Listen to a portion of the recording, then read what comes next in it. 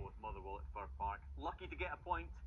He also talked about two men on the pitch who want to do what they want to do. Said some of his players have to drop their ego. It's not really tactical, it's a mentality problem. Michael Stewart, always a risk for a manager, I feel, when he's calling out players like this. Has he got it right?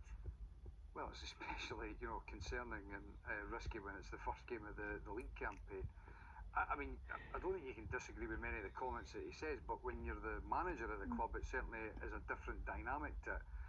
And the thing I would say is that, looking at the performance in Athens and then the performance at Fir Park, I wouldn't say that it was much different with them. In fact, the results were the same. It was both draws, but obviously I appreciate that against Panathinaikos, the victory and the tie adds a different, perception to it.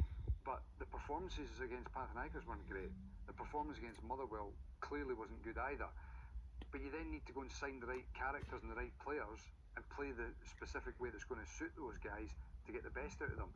Russell Martin was brought in for a specific style of football. The first league campaign of the season, they've been absolutely dominated playing that style by Motherwell and their new manager, who's got infinitely less money to spend and actually had less time to work on the team because he was involved in the League Cup. Sure, absolutely. We need to talk as well about the match tomorrow night's huge match, Hearts against Aberdeen.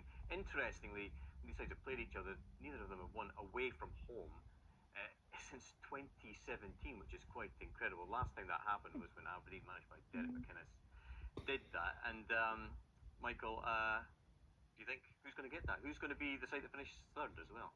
Well, I think obviously we've seen Hibs look very impressive. I think Hearts are obviously going to have a strong season, and likewise I would imagine Aberdeen will go up there as well. But it's going to be a very interesting game tomorrow. Very, very